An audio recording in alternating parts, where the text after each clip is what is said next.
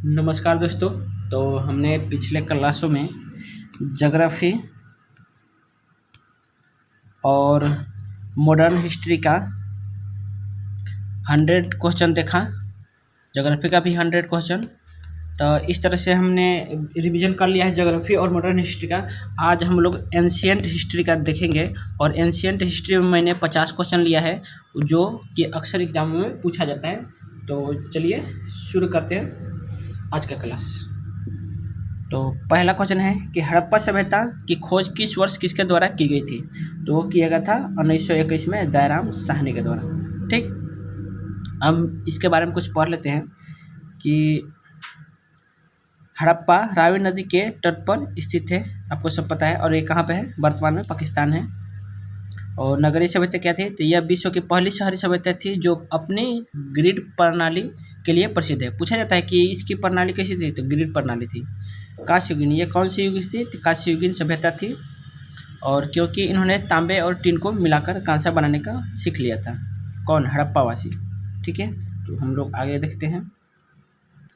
आगे क्वेश्चन है कि सिंधु घाटी सभ्यता का विशाल स्नान नगर कहाँ पाया गया है? तो आपको पता है कहाँ पाया गया है? तो ये पाया गया है मोहनजोदड़ो। ठीक, और मोहनजोदड़ो के बारे में पढ़ लेते हैं। तो मोहनजोदड़ो, इसका अर्थ क्या होता है? तो मृतकों का टीला, और इसे बगीचा भी बोला जाता है। ठीक, इसे हड़प्पा सभ्यता का बगीचा भी बोला जाता है, याद रखिएगा, क्योंकि ये मोहनजोदड़ो बहुत ही उपजाऊ जमीन पाई जाती है यहाँ से, इसलिए इसको बगीचा भी बोला जाता है। नदी, यह सिंधु नदी के तट पर स्थित है। नर्तकी की मूर्ति, कांसे की बनी प्रसिद्ध नर्तकी की मूर्ति यहाँ से प्राप्त हुई है। ठीक है, तो आगे देखते हैं। बोल रहा है सत्यमेव जयते शब्द किस उपनिषद से लिया गया है? तो बात करेंगे, वो लिया गया है मुंडकोपनिषद से। अब मैं बात करूं कठोपनिषद में क्या मिला है हम लोग को। तो मैंने कठोपनिषद में आपको बताया था, देखिए यहाँ पे दिया है। कठोपनिषद में यम और नचिकेता के प्रसिद्ध संवाद वर्णित है। ठीक है, और मुंडकोपनिषद राज्य चिन्ह, यह भारत की राष्ट्रीय चिन्ह है। कौन सी?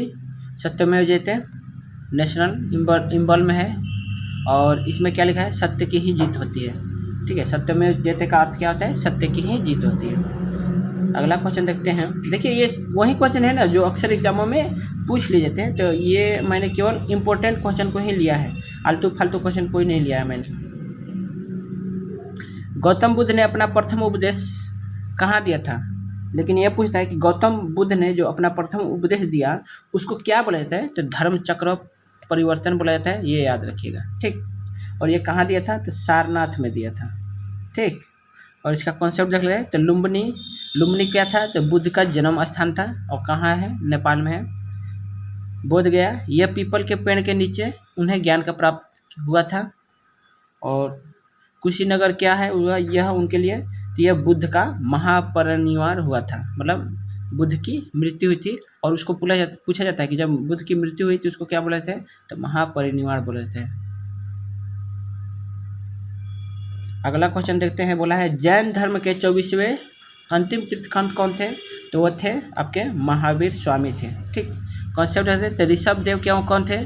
तो जैन धर्म के प्रथम तीर्थंकर संस्थापक थे। फिर पार्श्वनाथ के बारे में देखते हैं। तो पार्श्वनाथ में 23वें तीर्थंकर कौन थे? तो वाराणसी के राजा अश्वसेन के पुत्र कौन थे? तो पार्श्वनाथ थे। ये 23वें ऋषभ देव ये प्रथम थे। ठीक, और 23वें पार्श्वनाथ थे, और 24वें महावीर स्वामी थे। महावीर, इनका जन्म कहाँ हुआ था? तो कुंडग्राम वैशाली में हुआ था। और इनके प्रतीक चिन्ह क्या है? तो इनका प्रतीक चिन्ह है सिंह। ओके, आगे चलते हैं। हम बात करते हैं मगध साम्राज्य की प्रारंभिक राजधानी कौन सी थी? तो आप सभी को पता है राजगृह थी, जिसको गिरिब्रज भी बोला जाता था। और इसके बारे में कुछ देख लेते हैं। ठीक,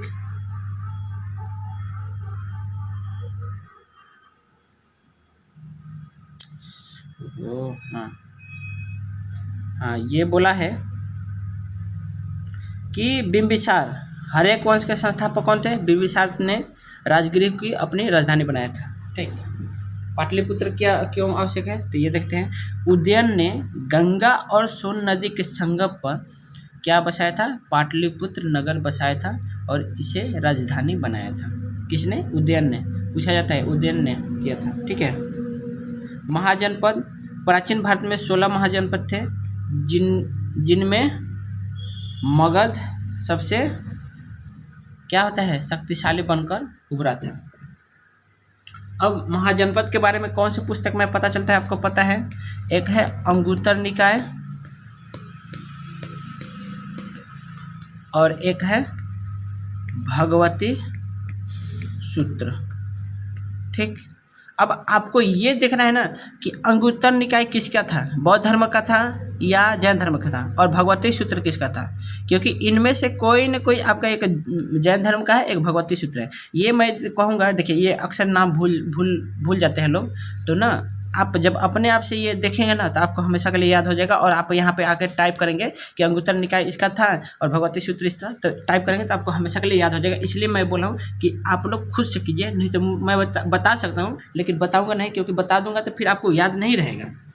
लेकिन अपने आप से करेंगे तो याद रहता है, इसलिए मैं बोलूँगा कि अपने आप से आके टाइप कीजिए। इंडिका पुस्तक के लेखक कौन थे? जो चंद्रगुप्त मौर्य के दरबार में आए थे तो वो थे मेगास्थनीज थे। और इनके बारे में कुछ देख लेते हैं। तो मेगास्थनीज यूनानी शासक सेलुकस का राजदूत था। ठीक है। और इंडिका में पाटलिपुत्र के नगर प्रशासन और मौर्यकालीन समाज का विस्तृत वर्णन मिलता है। ठीक है। चंद्रगुप्त मौर्य के गुरु कौन थे? चाणक्य, कौटिल्य, इनको विष्णुगुप्त भी बोला जाता है। और इन्होंने कौन सा पुस्तक लिखा था? तो अर्थशास्त्र लिखा था। याद रखिएगा, ये जितने भी यहाँ पे कॉन्सेप्ट था और क्वेश्चन भी था, इतना बहुत ही इम्पोर्टेंट था। अगला क्वेश्चन है कि सम्राट अशोक ने किस युद्ध के बाद युद्ध धर्म अपना लिया था? तो कौन से युद्ध के बाद? तो कलिंग के युद्ध के बाद उन्होंने लड़ाई सब छोड़ दिया था। और कब हुआ था कलिंग युद्ध? 261 ईसा पूर्व में। ठीक है। और कलिंग आपको पता है ना, उड़ीसा में है। अशोक के 13वें शिलालेख में कलिंग युद्ध के भारी नरसंहार और उसके हृदय परिवर्तन का वर्णन है। ठीक है। युद्ध के बाद अशोक ने भेरी घोष की जगह धम्म घोष की नीति अपनाई थी। उपगुप्त, बौद्ध शिक्षु उपगुप्त ने अशोक को बौद्ध धर्म की शिक्षा दी थी। पूछा जाता है कि अशोक ने किससे शिक्षा ली थी? तो उपगुप्त से ली थी। अगला क्वेश्चन है कि शून्य का आविष्कार, दशमलव प्रणाली का विकास किस काल में हुआ था? तो ये हुआ था आपके गुप्त काल में। ठीक। इसके पढ़ लेते हैं गुप्त काल के बारे में। तो गुप्त काल को भारतीय इतिहास का कौन सा युग बोला जाता है? तो गोल्डन एज बोला जाता है। प्रसिद्ध गणित आर्यभट्ट ने ही आर्यभट्टीय लिखी और शून्य के महत्व को समझाया था। किन्होंने? वराहमिहिर ने। इन्होंने पंच सिद्धांत की और बृहद सिद्धांत संहिता की रचना की थी। यह भी पूछा जाता है कि पंच सिद्धांत और बृहद संहिता किसकी रचना है? तो वराहमिहिर। और आर्यभट्ट की क्या है? आर्यभट्टीय, जिसमें शून्य का बारे में बताया गया है।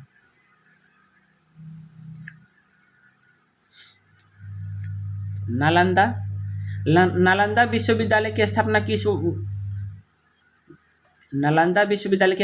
गुप्त शासक ने की थी? तो आपको पता है ये किसने की थी? तो कुमारगुप्त प्रथम ने किया था। ये बोलते हैं यह बौद्ध धर्म विशेषकर महायान की शिक्षा का प्रमुख केंद्र था। कौन? नालंदा। बख्तियार खिलजी ने क्या किया था? तो 1193 ईस्वी में तुर्क आक्रमणकारी बख्तियार खिलजी ने इसे नष्ट कर दिया था। नालंदा के विशाल पुस्तकालय को क्या बोला जाता है? तो धर्मगंज बोला जाता है। देखिए ये क्वेश्चन आ जाए ना तो बहुत लोग गलती कर देंगे कि धर्मगंज बोला जाता है, बहुत लोग को पता नहीं है, तो आप लोग याद रखिएगा। अगला क्वेश्चन है कि भारत का नेपोलियन किसे कहा जाता है? तो ये कहा जाता है समुद्रगुप्त को। और एक कौन से साम्राज्य से? तो गुप्त साम्राज्य से ये रिलेशन है। ठीक है। विंसेंट स्मिथ ने कुछ कहा था उनके बारे में, इतिहासकार स्मिथ ने। ठीक है। उनका पूरा नाम क्या था? विंसेंट स्मिथ ने समुद्रगुप्त की सैन्य विजयों के कारण ही उसे यह नाम दिया था। क्या नाम दिया था? भारत का नेपोलियन कहा था। ठीक। जबकि समुद्रगुप्त जी कोई भी युद्ध नहीं हारे थे। प्रयाग प्रशस्ति में क्या मिलता है? तो इसके दरबारी कवि हरिशेर ने इलाहाबाद स्तंभ लेख प्रयाग प्रशस्ति में इसकी विजय का वर्णन किया है। ठीक। पूछा जाता है कि समुद्रगुप्त के बारे में, उनके वर्णन के बारे में किस अभिलेख में मिलता है? तो प्रयाग प्रशस्ति। और पूछा जाता है ये कहाँ पे है? तो इलाहाबाद में है। ठीक। यहाँ देखते हैं, ये बहुत ही फेमस है। बीणा वादक, सिक्कों में समुद्रगुप्त को बीणा बजाते हुए दिखाया गया है, जो उसके संगीत प्रेमी को दर्शाता है। ये कॉन्सेप्ट ना बहुत बार पूछा हुआ है एग्जाम में, ये भी याद रखिएगा। अगला क्वेश्चन है कि सिंधु घाटी सभ्यता का एकमात्र शहर कौन सा है जहाँ दुर्ग नहीं है? तो वह था कौन सा? चनहुद्रो था। ठीक, और अब इसके बारे में देख लेते हैं कि चनहुद्रो मनके में, चनहुद्रो क्या था? तो चनहुद्रो मनके बनाने और लिपस्टिक जैसे प्रसाधन सामग्री के लिए प्रसिद्ध था। किसके लिए प्रसिद्ध था? तो मनके बनाने के लिए। यहाँ बिल्ली का पीछा करते हुए कुत्ते के पैरों का निशान मिला है, और यहाँ जूते हुए खेत के साक्ष्य भी मिले हैं। कहाँ पे? चनहुद्रो नहीं, कालीबंगा में। ठीक है, कालीबंगा में काली चूड़ियों का भी मिला है, तो जूते हुए खेत हैं। तो आपको ना ये देखना है कि कालीबंगा से क्या मिला है, ठीक, चनहुद्रो से क्या क्या मिला है, रोपड़ से क्या मिला है, सुरकोटदा से क्या मिला है। और अगर आपको नहीं देखना अपने मन से, तो मैंने ना सिंधु घाटी सभ्यता का पूरा क्लास करा रखा है इसी चैनल में। ठीक है, तो वो आप लोग जाके देख सकते हैं अगर आपको अच्छे से देखना है। सिंधु घाटी सभ्यता का पूरा MCQ करा रखा है, और वहाँ इतना मैंने करा रखा है कि उससे बाहर कहीं भी एग्जाम में पूछा नहीं जाएगा, तो आप लोग जरूर देख लीजिएगा अगर आपको मन हो तो। आगे चलते हैं। पूछा है कि गायत्री मंत्र का उल्लेख ऋग्वेद के किस मंडल में है? तो ये आपको पता होना चाहिए किस मंडल में है। तो ये है आपके तृतीय मंडल में। ठीक, अब इसके बारे में, कॉन्सेप्ट के बारे में हम देख लेते हैं। तो बोला है रचयिता कौन है गायत्री मंत्र के? तो विश्वामित्र है। समर्पण का किसको है? तो यह सूर्यदेव की पुत्री सवित्री को समर्पित है। और दसम मंडल में क्या है? तो इसमें पुरुष सूक्त का वर्णन है। दसवें मंडल में किसके? गायत्री मंत्र के नहीं, ऋग्वेद के। ठीक, ऋग्वेद के 10वें मंडल में क्या है? तो पुरुष सूक्त का वर्णन है, जहाँ पहली बार 4 वर्णों का है।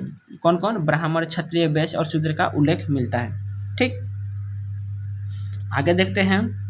तो अगला है कि प्रथम बौद्ध संगीति किसके शासनकाल में आयोजित किया हुई थी? तो ये हुआ था आपके किसके?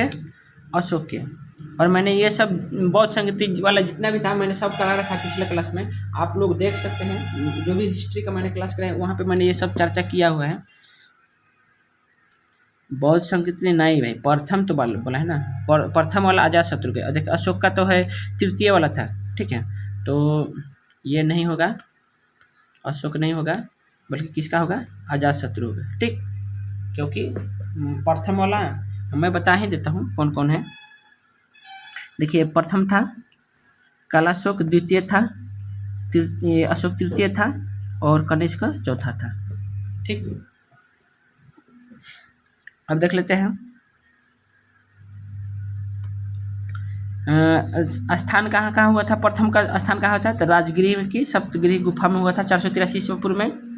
चौथी संगति कनिष्क के समय कुंडलवन कश्मीर में हुई थी, जहाँ बौद्ध धर्म के हीनयान और महायान में बट गए थे। पूछा जाता है कि हीनयान और महायान में कब बटा था? तो चौथी बौद्ध संगति में बटा था। और कहाँ हुआ था? और यहाँ देख लेते हैं पहला हम लोग को ट्रिक से। तो रावा पाकू, राजगिरी, वैशाली, पाटलिपुत्र, कुंडलवन, यह जगह का नाम है। पहला वाला राजगिरी था, दूसरा वाला वैशाली था, तीसरा था पाटलिपुत्र में, चौथा था कुंडलवन। ठीक, और अक्का ये शासकों का नाम है जो मैंने ऊपर दिया है। तो चलिए आगे चलते हैं। अगला क्वेश्चन है कि विक्रम संवत की शुरुआत कब हुई थी? तो यह हुआ था 57 ईसा पूर्व में। ठीक, अब इसका कुछ कॉन्सेप्ट देख लेते हैं हम लोग। तो बोला है कि शक संवत इसकी शुरुआत 78 ईस्वी में कनिष्क ने की थी। शक संवत के बारे में बोला है, और यह विक्रम संवत 57 में है, और शक संवत कब है? 78 में। भारत का राष्ट्रीय कैलेंडर इसी पर रहता है, किस पर? शक संवत के आधार पर। गुप्त संवत के बारे में पूछ लेते हैं। तो 319 ईस्वी में चंद्रगुप्त प्रथम द्वारा शुरू किया गया था। ठीक, हिजरी संवत क्या है? तो 622 ईस्वी में पैगंबर मोहम्मद ने मक्का से मदीना यात्रा का समय किया था। तो ये सब पूछता है, कॉन्सेप्ट देख लीजिएगा। आगे के देखते हैं हम लोग कि हर्षचरित और कादम्बरी के लेखक कौन है? तो ये कौन है जी? तो बाणभट्ट है। ठीक, अब इसका कॉन्सेप्ट देख लेते हैं हम लोग। तो कॉन्सेप्ट में है कि हर्षवर्धन बाणभट्ट सम्राट और हर्षवर्धन के दरबारी कवि थे। हर्षवर्धन किसके दरबारी कवि थे? तो हर्षवर्धन के दरबारी कवि बाणभट्ट थे। ठीक। प्रियदर्शिका और रत्नावली ये नाटक किसके लेखक थे? तो ये हर्षवर्धन ने लिखा था, प्रियदर्शिका। ह्वेनसांग के बारे में देख लेते हैं। तो चीनी यात्री ह्वेनसांग यात्रियों का राजकुमार बोले जाते हैं। पूछा जाता है कि यात्रियों के राजकुमार कौन है? तो ह्वेनसांग हर्ष के शासनकाल में ही आए थे। एक देखिए क्वेश्चन में आता है, एक है ह्वेनसांग और एक है फायहान। ठीक है, इनके बारे में पूछ देते हैं। ह्वेनसांग है हर्षवर्धन, ठीक, हर्षवर्धन है, ह्वेनसांग है हर्षवर्धन और फायहान है चंद्रगुप्त विक्रमादित्य। देखिए हर्षवर्धन हसे यहाँ पे ह्वेनसांग ह्वेनसांग और हसे हर्षवर्धन याद रखें, और फायहान चंद्रगुप्त मौर्य के है शासनकाल में। ठीक है, आगे देखते हैं। चंद्रगुप्त मौर्य नहीं बल्कि चंद्रगुप्त विक्रमादित्य में आए थे फायहान, ये याद रखिएगा। मौर्य में तो आए थे मेगास्थनीज। एलोरा के प्रसिद्ध कैलाश मंदिर का निर्माण किस राष्ट्रीय शासक ने करवाया था? तो वो कराया था किसने?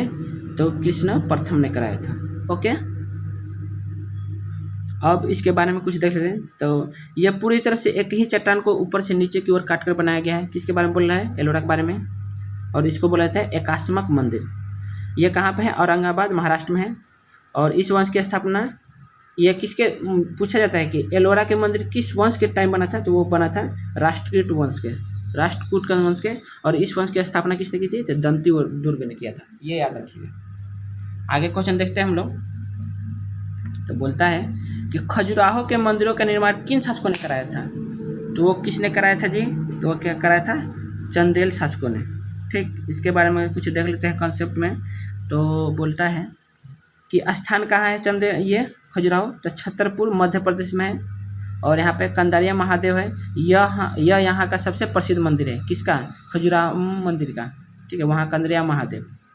और शैली कौन सी है? तो यह मंदिर नागर शैली के बेहतरीन उदाहरण है। कौन सी शैली में? नागर शैली में। आगे देखते हैं। बोला पुराणों की कुल संख्या कितनी है? तो सबको पता है, बच्चों को 18 है। और फिर इसका कॉन्सेप्ट देख लें हम लोग। तो बोला है मत्स्य पुराण। मत्स्य पुराण यह सबसे प्राचीन और प्रमाणिक पुराण माना जाता है। कौन सा? मत्स्य पुराण। इसमें वेद कितने हैं? वेदों की संख्या 4 है। कौन कौन? ऋग्वेद, सामवेद, यजुर्वेद, अथर्ववेद, सबको पता है।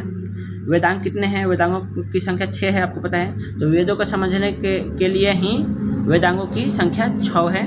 मतलब वेदों को समझने के लिए वेदांग बनाए गए थे। ठीक है, आगे देखते हैं हम लोग क्वेश्चन। अगला क्वेश्चन है कि विक्रमशिला विश्वविद्यालय की स्थापना किसने की थी? तो वो किया था धर्मपाल ने। आगे क्वेश्चन देखते हैं और कॉन्सेप्ट देख लेते हैं। तो बोलता है कि पाल वंश की स्थापना किसने की थी? तो गोपाल ने पाल वंश की स्थापना की थी। स्थान कहाँ है? तो भागलपुर बिहार में। और बौद्ध केंद्र के बारे में बात करें तो नालंदा की तरह ही यह बौद्ध शिक्षा का प्रमुख केंद्र था। कौन? विक्रमशिला विश्वविद्यालय, क्योंकि नालंदा विश्वविद्यालय जैसे था। अब अगला हम देख लेते हैं कि शून्यवाद का सिद्धांत देने वाले प्रसिद्ध दार्शनिक कौन थे जिन्हें भारत का आइंस्टीन कहा जाता है? तो वो कौन थे जी? शून्यवाद का सिद्धांत तो वो दिया था नागार्जुन ने। ठीक है, इसमें हम लोग कॉन्सेप्ट देखेंगे। तो कॉन्सेप्ट है कि माध्यमिक सूत्र, इन्होंने अपनी पुस्तक माध्यमिक सूत्र में सापेक्षा का सिद्धांत दिया था। और सापेक्षा का सिद्धांत आपको पता है किसने दिया था? आइंस्टीन ने दिया था। इसलिए इनको नागार्जुन को भी सापेक्षा का सिद्धांत देने की वजह से अपने पुत्र में इन्होंने सापेक्षा का सिद्धांत पहले ही बता दिया था, इसलिए इनको आइंस्टीन बुलाया जाता है। कनिष्क के बारे में देख लेते हैं। नागार्जुन कुषाण शासक कनिष्क के समकालीन थे। पूछता है कि नागार्जुन ये हैं, ये किन के समकालीन थे? तो ये कनिष्क के समकालीन थे। चरक ये कौन थे? तो कनिष्क के राजवैद्य जिन्होंने चरक संहिता लिखा था। चरक एक बौद्ध थे, बहुत ही फेमस वैद्य थे। ये एंशिएंट में इनका बहुत ही नाम है। ठीक है, तो इनकी पूछता है कि चरक की कौन सी है? तो चरक संहिता है।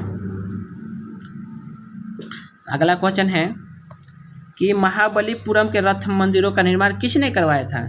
तो किसने कराया था जी? तो वो कराया था नरसिंह वर्मन प्रथम पल्लव वंश के थे ये। ठीक है, पूछता है कि महाबलीपुरम रथ मंदिरों का निर्माण किस शासन में हुआ था? तो पल्लव वंश में हुआ था। ठीक है, याद रखिएगा। अब इसके बारे में कुछ हम कॉन्सेप्ट देख लेते हैं। तो कॉन्सेप्ट में है कि सप्त पगोड़ा, इन रथ मंदिरों को क्या बोला जाता है? सप्त पगोड़ा बोला जाता है। शैली कौन सी थी? तो द्रविड़ वास्तुकला की शुरुआत यहीं से मानी जाती है। और स्थान कहाँ है? तो तमिलनाडु। आगे देखते हैं। अगला क्वेश्चन है कि राज तरंगड़ी के पुस्तक के लेखक कौन है जिसमें कश्मीर का वर्णन मिलता है? तो वह है कौन? वह है कल्हान। राज तरंगड़ी के लेखक कौन है? कल्हान। अब इसका कॉन्सेप्ट देख लेते हैं हम लोग। तो कॉन्सेप्ट में है कि प्रथम ऐतिहासिक ग्रंथ, इसे भारत का पहला क्रमबद्ध ऐतिहासिक ग्रंथ माना जाता है। किसको? राज तरंगणी को। जयदेव, इन्होंने गीत गोविंद की रचना की है। जयदेव ने गीत गोविंद की रचना किसने की? जयदेव ने। चंद्रबरदाई, इन्होंने पृथ्वी रासो की लिखी है। पूछता है कि पृथ्वीराज रासो किसने लिखे? चंद्रबरदाई ने। अगला क्वेश्चन है कि मेगास्थनीज के अनुसार मौर्य समाज के कितने वर्गों में विभाजित हुआ था? तो हुआ था ये 7, और ये कई बार एग्जाम में पूछा हुआ है। अब इसमें हम कुछ कॉन्सेप्ट देख लेते हैं कि वर्ण, दार्शनिक कौन कौन वर्ग थे? जो 7 वर्ग हम बात कर रहे हैं तो कौन कौन? दार्शनिक था, किसान था, अहीर था, कारीगर था, सैनिक था, निरीक्षक था और सभासद था। ये 7 वर्ग थे जो मैंने 7 वर्ग के बारे में बताया। तो याद रख लीजिएगा, अगर हार्ड क्वेश्चन पूछता है तो वर्गों को भी पूछ लेता है कि इनमें से कौन सा वर्ग नहीं था, ऐसे क्वेश्चन आता है। दास प्रथा के बारे में देख लेते हैं। तो मेगास्थनीज ने दावा किया है कि भारत में दास प्रथा नहीं थी, जो कि भारतीय ग्रंथों से अलग विचार है। पाटलिपुत्र के बारे में देख रहे हैं तो इसे पालीबोर्था कहा गया है। किसमें? मौर्य समाज के समय इसको क्या बोला गया है? पाटलिपुत्र को पालीबोर्था कहा गया है। किसके? मेगास्थनीज के किताब में। अगला क्वेश्चन है कि सिंधु घाटी सभ्यता का बंदरगाह शहर कौन सा था? तो ये आपको पता है, बच्चा को पता है कि लोथल है। ठीक, इसका कॉन्सेप्ट देख लेते हैं। तो कॉन्सेप्ट में है कि लोथल यह गुजरात में भोगवा नदी के तट पर स्थित है। डॉकयार्ड, यह यहाँ से विश्व का प्राचीनतम ईंटों की बनी गोदीवारा यानी डॉकयार्ड मिला है। गोदीवारा को ही हम लोग, बंदरगाह को ही गोदीवारा बोलते हैं। धौलावीरा, यह शहर 3 भागों में विभाजित था और यहाँ से जल प्रबंधन के बेहतरीन साक्ष्य मिले हैं। पूछता है कि हड़प्पा सभ्यता के किस शहर से जल प्रबंधन के बेहतरीन साक्ष्य मिले? तो वह है धौलावीरा। और पूछता है कि कौन सा शहर था जो 3 भागों में विभाजित था, जबकि हर कोई 2 भागों में था, लेकिन धौलावीरा 3 भागों में था। याद रखेगा। और मैंने ये सिंधु घाटी सभ्यता वाला में सब बताया है, आप लोग जरूर उसको जाके पढ़िए अगर आपको मन है ज़्यादा पढ़ने का। तो अगला क्वेश्चन है कि अजंता की गुफाओं का निर्माण मुख्य रूप से किस काल में हुआ था और किससे संबंधित था? तो हर किसी को पता है ये गुप्त काल में हुआ था। और किससे संबंधित था? बौद्ध धर्म से था अजंता की गुफाएं। ठीक है, जबकि अजंता गुफा में और भी मिलते हैं, और भी धर्म के मिल जाते हैं। इसका कॉन्सेप्ट देख लेते हैं कि फ्रेस्को पेंटिंग, यहाँ की दीवारों पर फ्रेस्को तकनीकी से चित्रकारी की गई है, जिसमें जातक कथाओं का वर्णन मिलता है। ठीक, संख्या, यहाँ कुल 29 गुफाएं हैं। महाराष्ट्र के औरंगाबाद में है ये। पूछता है कि अजंता की गुफाएं कहाँ है? तो यह महाराष्ट्र में है। कहाँ पे? औरंगाबाद में। मैं गया था औरंगाबाद, मैं जाते जाते मतलब 20 किलोमीटर था वहाँ से ओनली, लेकिन मैं गया नहीं। थोड़ा मुझको अफसोस होता है कि मैं वहाँ से लौट आया क्यों, मुझको जाके लौटना था, लेकिन क्या करें, तबीयत खराब हो गई थी मेरी। यूनेस्को में ये इसका नाम है। तो इन्हें 1983 में ही यूनेस्को के विश्व धरोहर सूची में शामिल किया था। देखिए 1983 में इसको शामिल कर लिया गया था, अजंता गुफा को। संगम युग के बारे में देखते हैं हम लोग। तो संगम युग का किससे संबंध? संगम शब्द का क्या अर्थ है? संगम युग में जो संगम है उसका किससे, उसका अर्थ क्या है? तो उसका अर्थ है, आप लोग को पता होना चाहिए कि तमिल कवियों और विद्वानों की परिषद। ठीक, अब इसका कॉन्सेप्ट देख लेते हैं हम लोग कुछ। तो संरक्षण, संगमों को पांड्य राजाओं का राजकीय संरक्षण मिला। किसका साक्ष्य मिला, मतलब किसका संरक्षण मिला? तो पांड्य राजाओं का। 3 संगम, प्रथम और तृतीय संगम मदुरै में, जबकि दूसरा कहाँ हुआ था? कपाटपुरम में। पूछता है कितने संगम हुए थे? तो 3 संगम हुए थे। कहाँ कहाँ? तो प्रथम और तृतीय कहाँ पे? मदुरै में हुआ था, और दूसरा कहाँ हुआ था? तो कपाटपुरम में हुआ था। ठीक, महाकाव्य की बात करें तो शिल्पाधिकारम और मणिमेखले संगम काल के प्रसिद्ध तमिल महाकाव्य थे। महाकाव्य, ठीक है, कौन कौन? शिल्पाधिकारम बहुत पूछता है, और मणिमेखले, ये किस काल के महाकाव्य हैं? तो ये है संगम काल के। ये शिल्पादिक्रम और मणिमेखला बहुत पूछता है, ये याद रख लीजिएगा, नहीं तो फिर क्वेश्चन आए और फिर बोलेगा हमने तो पढ़ा ही नहीं, तो फिर बात लग जाएगी आपकी। ये क्वेश्चन मैं कहूँगा कि आप लोग लिख ही लीजिएगा, 50 ही क्वेश्चन है, 50 क्वेश्चन लिख लेंगे तो कोई दिक्कत नहीं होगा। और जो मैं कमेंट करने के लिए बोलता हूँ उसको कमेंट कर ही लीजिएगा। बोलता है चोल वंश की सबसे बड़ी महत्वपूर्ण प्रशासनिक विशेषता क्या थी? तो वह था ग्रामीण स्वायत्ता, विलेज ऑटोनोमी, ये सबसे बड़ी माना जाता है चोल वंश की। इसका कॉन्सेप्ट हम देख लेते हैं। तो उत्तर मेरूर अभिलेख के बारे में, तो चोल शासक प्रणतक प्रथम के इस अभिलेख से ग्राम शासन के निर्वाचन की जानकारी मिलती है। कौन से अभिलेख से? उत्तर मेरूर। संस्थापक कौन है? तो विजयालय ने चोल साम्राज्य की पुनर्स्थापना की थी। नौसेना, चोलों के पास उस समय सबसे शक्तिशाली नौसेना थी जिसने दक्षिण पूर्व एशिया तक प्रभाव जमाया था। आपको पता है कि इसने बहुत जीता था, कश्मीर, ये श्रीलंका, कश्मीर बोल रहे हैं, श्रीलंका और ये इधर ये इंडोनेशिया है ना, इंडोनेशिया तक जीत हासिल किया था ये लोग, जावा द्वीप में। आगे क्वेश्चन देखते हैं कि तंजौर के प्रसिद्ध राजेश्वर बृहदेश्वर मंदिर का निर्माण किसने करवाया था?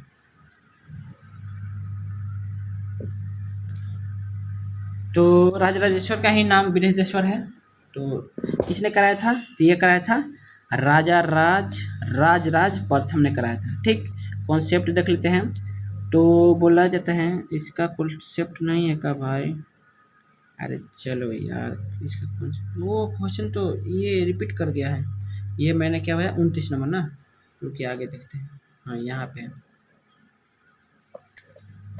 ये ठीक, राजेश का निर्माण किसने कराया था? तो ये कराया था राजराज प्रथम ने। और इसका क्वेश्चन देखते हैं, तो यह स्थापत्य कैसे था? तो यह द्रविड़ शैली का उत्कृष्ट उदाहरण है और पूरी तरह ग्रेनाइट से बना था। पूछा जाता है तंजौर किससे बना था? ग्रेनाइट से। और विश्व धरोहर में क्या है? यह यूनेस्को की महान जीवित चोल मंदिर श्रृंखला का हिस्सा है। महान जीवित चोल मंदिर का श्रृंखला है। गंगैकोंड चोलपुरम, ये बहुत पूछता है, किसने किया? तो राजेंद्र प्रथम ने उत्तर भारत की विजय की खुशी में इस नए शहर और मंदिर का निर्माण करवाया था। किसका? गंगैकोंड चोलपुरम। और पूछता है कि गंगैकोंड चोलपुरम का कौन लिया था अपने आप में? तो राजेंद्र प्रथम था। ये पूछता है किससे संबंधित है? तो गंगैकोंड चोलपुरम, ये बहुत ही पूछा जाता है, और किसने? राजेंद्र प्रथम ने, याद रखिएगा। अगला है कि प्रसिद्ध चीनी यात्री ह्वेन सांग ने किस विश्वविद्यालय में शिक्षा ग्रहण की थी? तो किस में की थी जी? वो क्या था? नालंदा में किया था। ठीक, और इनके बारे में कुछ पढ़ लेते हैं। तो शिव की क्या है? तो ह्वेन सांग की यात्रा वृत्तांत को किस बुक में लिखा गया है? तो शिवकी के नाम से जाना जाता है। और समकालीन किसके थे? तो ये हर्षवर्धन के शासन में भारत आए थे। तक्षशिला, यह विश्व का प्राचीनतम विश्वविद्यालय माना जाता है, और जो कहाँ था? गांधार महाजनपद से। ठीक है, गांधार महाजनपद का राजधानी भी बोला जाता है तक्षशिला को, और तक्षशिला सबसे प्राचीनतम विश्वविद्यालय माना जाता है। और शायद तक्षशिला में ही ये पढ़ाई किए थे कौन से? कौटिल्य जो थे, कौटिल्य को ही चाणक्य बोला जाता है ना, चाणक्य ने शायद तक्षशिला में ही पढ़ाई किया था। अगला क्वेश्चन है कि पुलकेशिन द्वितीय के किस राजवंश का सबसे प्रतापी शासक माना जाता है? तो वो कौन से वंश का? पुलकेशिन द्वितीय को, तो वह चालुक्य वंश, वातापी वाले। ठीक है, चालुक्य वंश में भी बहुत सारे हैं, 2-3 हैं, तो वे वातापी के राजा थे। चालुक्य वंश के वातापी के राजा थे पुलकेशिन द्वितीय, और बहुत ही महान थे। इन्होंने हर्षवर्धन को भी हरा दिया था। और आगे देखते हैं कि ऐहोल अभिलेख, इसके दरबारी कवि रवि कीर्ति द्वारा रचित इस अभिलेख में हर्षवर्धन पर पुलकेशिन की जीत का वर्णन मिलता है। बोला ना कि हर्षवर्धन को भी इन्होंने हरा दिया था। नर्मदा युद्ध, पुलकेशिन ने नर्मदा नदी के तट पर हर्ष को हराकर दक्षिण में बढ़ने से रोका था। हार, बाद में पल्लव शासक नरसिंहवर्मन प्रथम ने पुलकेशिन को हराकर वातापी कोंड के उपाधि धर के, मतलब पुलकेशिन द्वितीय ने हराया था किसको? हर्षवर्धन को। और पुलकेशिन द्वितीय को किसने हरा दिया था? तो वो हराया था नरसिंहवर्मन प्रथम ने। तो देखिए ये कितना महान होगा कि इतने प्रतापी राजा को, मतलब हर्षवर्धन बहुत ही प्रतापी राजा था, फिर भी उसको पुलकेशिन द्वितीय ने हराया, और उसको हराने वाले को पुलकेशिन द्वितीय को हरा दिया था किसने? नरसिंहवर्मन ने। तो सबसे महान तो ये हुआ ना, तो देख लीजिए। आगे क्वेश्चन देखते हैं।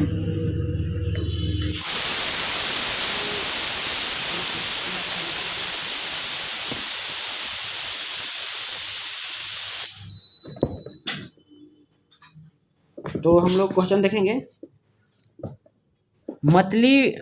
मतविलास प्रसहन नाटक की रचना किस पल्लव शासक ने की थी?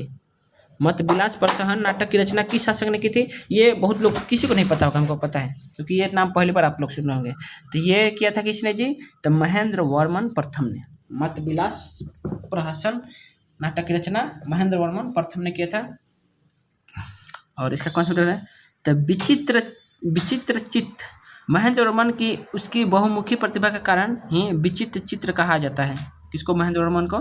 पल्लव कला, इन्होंने ही दक्षिण में मंडप और एकात्मक मंदिरों की शुरुआत की थी। मंडप मतलब क्या हुआ कि मंदिरों का आगे जो बनाया जाता है मंडप, उसको, और एकात्मक मतलब एक ही चट्टान से बनाया जाने वाला मंदिर को एकात्मक मंदिर बोला जाता है। राजधानी क्या थी? तो पल्लव की राजधानी कौन सी थी? तो कांची थी, जिसको कांचीपुरम भी कहा जाता है। ठीक है, आगे देखते हैं। बोला गया है कि अमोघ वर्ष किस वंश का शासक था जिसे दक्षिण का अशोक कहा जाता है? अमोघ वर्ष को देखिए, आप लोग को अभी तक नहीं पता कि दक्षिण का अशोक किसे कहा जाता है, तो किसको कहा जाता है? अमोघ वर्ष को। ओके, अब किसको कहा जाता है जी? तो राष्ट्रकूट को। ये मतलब अमोघ वर्ष को कहा जाता है, लेकिन ये किसके शासक थे? किस वंश के? तो राष्ट्रकूट शासक थे। और इनके बारे में कुछ देख लेते हैं। तो कवि राजमार्ग, इन्होंने कन्नड़ भाषा का प्रसिद्ध ग्रंथ कवि राजमार्ग लिखा था। ठीक, इसने अमोघ वर्ष में। राजधानी क्या था? तो राष्ट्रकूटों की राजधानी मान्यखेत मानी जाती है। पूछता है राष्ट्रकूटों की राजधानी क्या है? तो मान्यखेत, याद रख लीजिएगा। शांतिप्रिय, अपनी धार्मिक सहिष्णुता और कला प्रेम के कारण इनकी तुलना अशोक से ही की जाती है। क्यों? क्योंकि जैसे अशोक बाद में पूरा बदल गया था और शांतिप्रिय हो गया था, तो ये अमोघ वर्ष जो थे ये बहुत ही शांतिप्रिय शासक थे, इसलिए इन्हें भी दक्षिण का अशोक माना जाता है। अगला क्वेश्चन है कि सातवाहन वंश का सबसे शक्तिशाली शासक कौन था जिसे एक ब्राह्मण की उपाधि धारण की थी? तो कौन था जी? वह था गौतमी सातकर्णी। ये बहुत ही फेमस है। और सातवाहन वंश में शीशे का सिक्के चलाया गया था, आपको पता होना चाहिए। और सातवाहन वंश के संस्थापक किसको माना जाता है? तो सिमुक को माना जाता है संस्थापक। लेकिन सातवाहन वंश का सबसे शक्तिशाली शासक कौन है? तो गौतमी पुत्र सातकर्णी। और इसका कुछ कॉन्सेप्ट देख लेते हैं। तो कॉन्सेप्ट में है कि संस्थापक कौन है? तो सिमुक ने सातवाहन वंश की स्थापना की थी। सिक्के, सातवाहनों ने सर्वाधिक शीशे के सिक्के जारी किए थे, मैंने बताया था। मातृशतात्मक, इस वंश में राजाओं के नाम के साथ उनकी माता का नाम जुड़ता था, जैसे कि सातकर्णी का नाम क्या है? गौतमी पुत्र है ना, तो माता का नाम जुड़ा जाता था। और मातृशतात्मक ये वंश था। अब आते हैं हम लोग, मात्र 15 क्वेश्चन और बचे हैं। मिलिंद पन्हो क्या था? तो ये था एक बौद्ध भिक्षु नागसेन और यूनानी राजा मिनांडर के बीच का संवाद था। मिलिंद पन्हो जो एक बुक है ना, उसमें ये मिलता है नागसेन और मिनांडर के बीच का संवाद का मिलता है उसमें। ठीक, अब देखते हैं आगे। मिनांडर यह सबसे प्रसिद्ध इंडो ग्रीक यवन शासक था। बहुत ही क्या था? प्रसिद्ध इंडो ग्रीक यवन शासक था मिनांडर। नागसेन, ये मिनांडर ने नागसेन के तर्कों से प्रभावित होकर बौद्ध धर्म अपना लिया था। देख रहे हैं, मतलब मिनांडर से जो उधर का है, यवन का है, उससे प्रभावित होकर बौद्ध धर्म अपना लिया था। किसने? नागसेन ने। और भाषा क्या है? तो यह ग्रंथ पाली भाषा में लिखा गया था। कौन? मिलिंद पन्हो जो बुक है उसकी भाषा क्या थी? तो पाली थी। आगे क्वेश्चन देखते हैं। बोला है कनिष्क की राजधानी कहाँ स्थित है? तो वह है पुरुषपुर पेशावर। कनिष्क की राजधानी कहाँ स्थित है? तो पुरुषपुर पेशावर। और दूसरी राजधानी कहाँ थी? यह पहली राजधानी थी। और दूसरी राजधानी, कनिष्क ने मथुरा को अपनी दूसरी राजधानी बनाया था। मूर्तिकला के बारे में बताते हैं। कनिष्क के समय गांधार और मथुरा शैलियों का विकास हुआ था। और देवपुत्र, कुषाण शासकों ने चिन्हियों की नकल कर देवपुत्र की उपाधि धारण की थी। किसान शासकों ने चिन्हियों का नकल कर क्या किया था? तो देवपुत्र की उपाधि धारण की थी। आगे देखते हैं। बोला जा रहा है कि मेगास्थनीज के अनुसार भारत समाज में दास प्रथा नहीं थी, जबकि भारतीय ग्रंथ अर्थशास्त्र में इसके विपरीत साक्ष्य देते थे। अर्थशास्त्र के लेखक कौन है? मेगास्थनीज के बुक में इंडिका में दास प्रथा का साक्ष्य नहीं मिला है, जबकि भारतीय ग्रंथ अर्थशास्त्र जो कि किसने लिखा है, कौटिल्य चाणक्य ने लिखा है, इसके विपरीत साक्ष्य देते हैं। तो अर्थशास्त्र के लेखक कौन है जी, तो है कौटिल्य चाणक्य। ओके, और इसके बारे में देख लेते हैं कुछ हम। तो सप्तांग सिद्धांत, कौटिल्य ने राज्य के 7 अंगों यानी स्वामी, अमात्य, जनपद, दुर्ग, कोष, दंड, मित्र का वर्णन किया है। विषय, यह राजनीति और लोक प्रशासन पर आधारित ग्रंथ है, न कि अर्थशास्त्र पर। अर्थशास्त्र नाम है तो ये मत समझिए कि उसमें अर्थशास्त्र के बारे में लिखा गया है, नहीं, वो राजनीतिक और लोक प्रशासन पर आधारित ग्रंथ है। मुद्रा राक्षस, विशाख दत्त द्वारा लिखित यह नाटक मौर्य काल के उदय की जानकारी देता है। पूछता है कि मुद्रा राक्षस के लेखक कौन है, तो वह है विशाख दत्त, याद रखिएगा।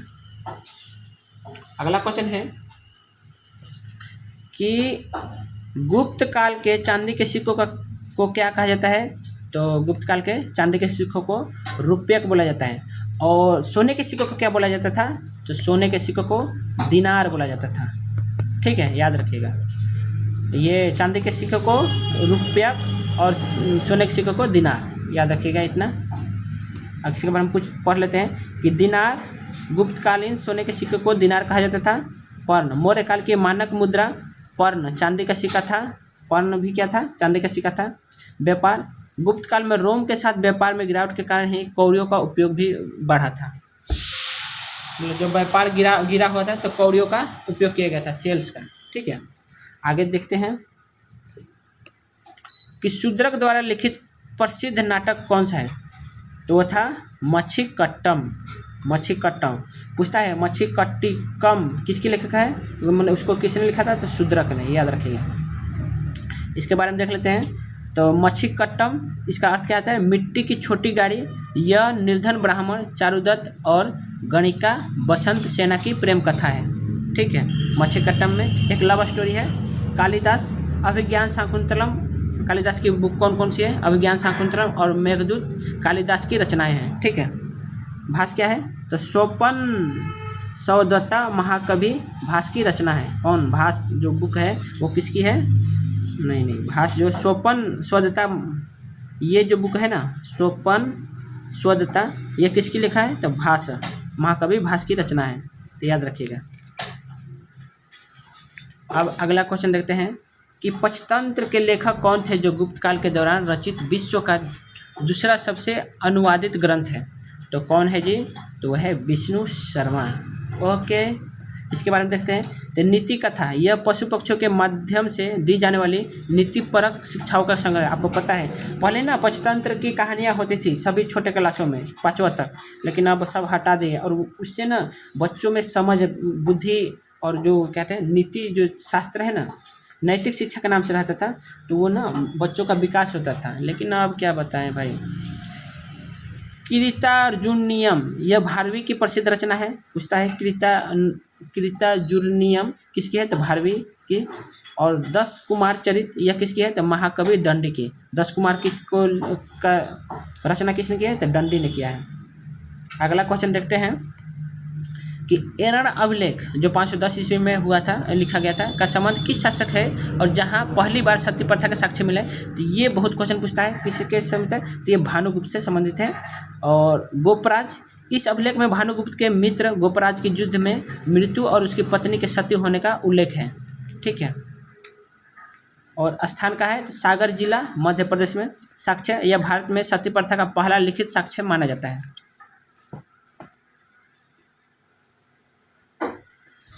अगला क्वेश्चन, हर्षवर्धन को शिलीदित्य के नाम से भी जाना जाता है। उनके द्वारा आयोजित प्रयाग महासम्मेलन को क्या कहा जाता है, तो उनको कहा जाता है क्या, प्रयाग महासम्मेलन को वो बोला जाता है मोक्ष परिषद। क्या बोला जाता है, मोक्ष परिषद। अब इसके बारे में पढ़ लेते हैं दान के बारे में कि हर्ष हर 5 वर्ष में प्रयाग में अपनी सारी संपत्ति दान कर देते थे। देख रहे हैं, मतलब पहले के राजा कैसे थे, अब के साले जो है अब कैसे है, सब सारे लुटेरे हैं, चट्टा सब हरामी सब, कुत्ते की मौत मारेगा सब। अब देखते हैं दूसरा कनौज सभा। हर्ष ने ह्वेनसांग के सम्मान में कनौज में एक विशाल धर्म सभा का आयोजन किया था। पुष्यवती वंश, हर्ष किस वंश से संबंधित है, तो पुष्यवती वंश से। हर्ष इसी वंश के, जिसे वर्धन वंश भी कहा जाता है, सबसे प्रतापी शासक माने जाते हैं। तो हर्ष को पुष्यवती वंश का सबसे प्रतापी राजा माना जाता है, और हर्ष पुष्यवती वंश को क्या बोला जाता है, वर्धन वंश भी बोला जाता है। आगे देखते हैं कि अंकोर वाट का मंदिर जो विश्व का सबसे बड़ा हिंदू मंदिर परिसर है कहाँ स्थित है। तो ये देखिए अंकोर वाट हिंदू का है, लेकिन ये कंबोडिया में स्थित है। ठीक है, इसके बारे में देख लेते हैं। तो निर्माण सूर्यवर्मन द्वितीय ने 12वीं शताब्दी में इसे बनवाया था। समर्पण यह मूल रूप से भगवान विष्णु को समर्पित था, बाद में कहाँ किसको हो गया, बौद्ध मंदिर में बदल गया। बोरोबुदुर इंडोनेशिया में यह स्थित विश्व का सबसे बड़ा बौद्ध स्तूप है। ठीक, अब देखिए ये क्यों बौद्ध धर्म में हुआ परिवर्तन, क्योंकि वहाँ पे तो हिंदू उतना है नहीं, बौद्ध धर्म वाले हैं, तो बौद्ध धर्म वाले विष्णु का भगवान विष्णु को समर्पित जो था उसको बौद्ध मंदिर में बदल दिया। ठीक, और पूछा जाता है कि इंडोनेशिया में सबसे बड़ा बौद्ध स्तूप का क्या नाम है, तो बोरोबुदुर, याद रखिएगा। ठीक है, अब अगला क्वेश्चन है, मात्र 6 क्वेश्चन और बचा है। विक्रमशिला विश्वविद्यालय को नष्ट करने वाला मुस्लिम आक्रमणकारी कौन था, तो मैंने पहले ही बताया, बख्तियार खिलजी 1193 ईस्वी में किया था। इसके बारे में पढ़ लेते हैं। नालंदा, इसने नालंदा को भी आग लगा दी थी और वहाँ के भिक्षुओं की हत्या की थी। देख रहे कितना हरामी था सब। मतलब ये जो हमारे भारत में 2 फेमस विश्वविद्यालय थे, विक्रमशिला विश्वविद्यालय और नालंदा विश्वविद्यालय, दोनों को ख़त्म कर दिया इसने। परिणाम इसके हमलों से भारत में प्राचीन बौद्ध शिक्षा केंद्रों का अंत ही हो गया। कुतुब मीनार, ऐबक ने कुतुब मीनार की पहली मंजिल का निर्माण कराया था, और उसका पूरा कौन कराया था, इल्तुतमिश ने कराया था कुतुब मीनार का। ठीक है, तो ये तो आपका है मेडिवल हिस्ट्री का। इसके आगे हम लोग मेडिवल हिस्ट्री देखेंगे अगले क्लास में। प्राचीन भारत में किस विवाह को पैशाच विवाह कहा जाता है, तो पिशाच विवाह किसको बोला जाता है, तो सोती हुई या मानसिक रूप से अस्वस्थ कन्या के साथ किया गया विवाह।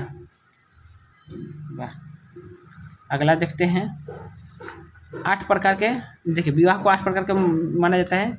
तो मनु स्मृति के अनुसार विवाह 8 प्रकार के होते हैं। कौन कौन, ब्रह्म, देव, आश्र, प्रजापत्र, असुर, गंधर्व, राक्षस, पिशाच, ये 8 प्रकार के शादी होते हैं। तो आप लोग को अगर शादी करना है ना, कैसे कैसे शादी करना है, तो आप लोग देख लीजिएगा। ठीक है, कैसे कैसे करते हैं आजकल के, और आजकल के तो मैं बता ही देता हूँ अभी कौन सा शादी होता है आजकल। देखिए फेमस कौन सा शादी है, तो देखिए ये जो है गंधर्व विवाह, जो कि आज बहुत ही फेमस है। इस आधुनिक में इसको लव मैरिज कहा जाता है। लव मैरिज को ही पहले क्या बोला जाता है, गंधर्व विवाह। ठीक है, लव मैरिज में आपको पता है कि सबसे पहले लड़का लड़के में प्रेम, फिर जाके शादी, तो उसको गंधर्व आप समझ रहे हैं, तो इसमें समझाने की कोई जरूरत नहीं है। और दूसरा है असुर विवाह, कन्या के पिता को धन देकर उसे खरीदना। मतलब आज तो देखिए 2 ही शादी है, एक अरेंज मैरिज और लव मैरिज। लव मैरिज में क्या होता है, तो वो उसको गंधर्व विवाह बोलता है, और असुर विवाह जो कि हम लोग में तो नहीं चलता है, हम लोग जो जाति के हैं उसमें नहीं चलता है, लेकिन सभी जातियों में ना ये असुर विवाह ही चलता है। चाहे देखिए होते हैं पंडित लोग, नाम के तो हैं पंडित, लेकिन वो लोग शादी करते हैं बस असुर विवाह, क्योंकि उनमें जल्दी प्रेम विवाह होता नहीं है, होता है अक्सर अरेंज मैरिज। और अरेंज मैरिज कब करते हैं, वो लोग ना लेते हैं क्या, दहेज, और दहेज लेना मतलब असुर विवाह करना। तो देख रहे हैं नाम तो है बड़े बड़े कि हम ब्राह्मण हैं, लेकिन शादी करते हैं असुर विवाह, तो क्या ही बोले इन लोग को। तो भाई अगर आप भी ब्राह्मण से हैं या क्षत्रिय हैं या एससी हैं, तो देख लीजिए असुर विवाह से बच जाइए, लेकिन क्या करें, समाज ही हमारा गंदा है। अगला क्वेश्चन देखते हैं कि त्रिपक्षीय संघर्ष किन 3 शक्तियों के बीच कनौज पर अधिकार के लिए हुआ था। तो कौन कौन राजा के हुआ था, तो पाल, प्रतिहार और राष्ट्रकूट के बीच हुआ था। अगला है कि कनौज, हर्ष की मृत्यु के बाद कनौज उत्तर भारत की शक्ति का केंद्र बन गया था। अवधि, यह संघर्ष लगभग 200 वर्षों तक चला था। वाह बाप रे। विजेता, अनंत गुर्जर, अंततः गुर्जर प्रतिहार शासकों ने कनौज पर नियंत्रण स्थापित किया था। किसने किया था, तो गुर्जर प्रतिहार शासकों ने, मतलब प्रतिहार की जीत हो गई थी। ठीक, आगे क्वेश्चन देखते हैं। आदिपुरम के लेखक कौन है जो अमोघ वर्ष के दरबार में रहते हैं। तो आदिपुरम के लेखक कौन है जी, जिनसेन थे। अब इनके बारे में देख लेते हैं। जैन विद्वान जिनसेन राष्ट्रकूट राजा अमोघ वर्ष के आध्यात्मिक गुरु थे। अमोघ वर्ष के मैंने पीछे बताया था, ठीक है। अब क्या माना था, मैंने बताया था अमोघ वर्ष बहुत ही ये फेमस थे। अमोघ वर्ष के आध्यात्मिक गुरु थे कौन, जिनसेन। और भद्रबाहु ये चंद्रगुप्त मौर्य के गुरु थे, उन्हें दक्षिण भारत श्रवण बेलगोवा ले गए थे, ठीक है। चंद्रगुप्त मौर्य और भद्रबाहु क्या थे, भद्रबाहु जैन धर्म से रिलेशन है, और आपको पता है चंद्रगुप्त जैन धर्म वाले थे। हेमचंद्र ये सोलंकी शासक जयसिंह सिद्धराज के दरबार में थे। हेमचंद्र किसके, तो जयसिंह के सिद्धराज के दरबार में थे। प्राचीन काल में किस देश को स्वर्ण भूमि कहा जाता है, तो प्राचीन काल में किसको स्वर्ण भूमि, तो दक्षिण पूर्व एशिया विशेषकर म्यांमार थाईलैंड क्षेत्र को स्वर्ण भूमि बोला जाता है। लेकिन स्वर्ण भूमि तो ये श्रीलंका को भी बोला जाता है ना, लंका को सोने की नगरी, तो यह है। अगला इसमें कॉन्सेप्ट है कि स्वर्ण द्वीप, इंडोनेशिया सुमात्रा जावा को स्वर्ण द्वीप कहा जाता है। पूछता है कि सुमात्रा जावा द्वीप कौन से देश में है, तो इंडोनेशिया में है।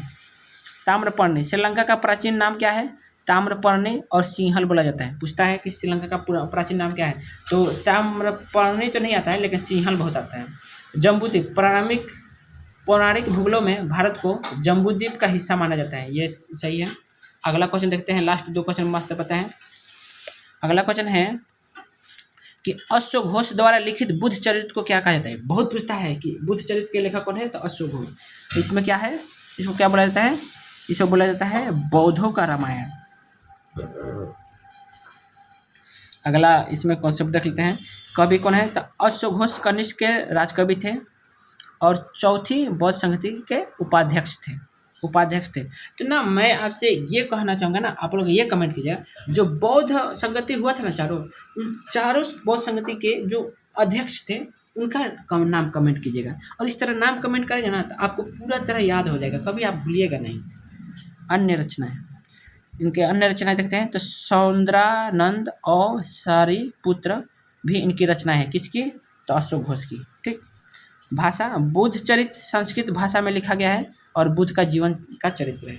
बुद्ध चरित्र पूछा जाएगा कौन से भाषा में, तो संस्कृत भाषा में। और आ गया हम लोग का लास्ट क्वेश्चन कि चोल काल में निर्मित नटराज की कांस्य प्रतिमा किस तकनीक से बनाई गई है, तो किस तकनीक से बनाई गई है, तो लुप्त मोम तकनीक से, लोस्ट वॉक्स टेक्निक से बनाया गया है चोल काल में निर्मित नटराज की कांस्य मूर्ति। ओके, अब इसके बारे में कुछ देख लेते हैं।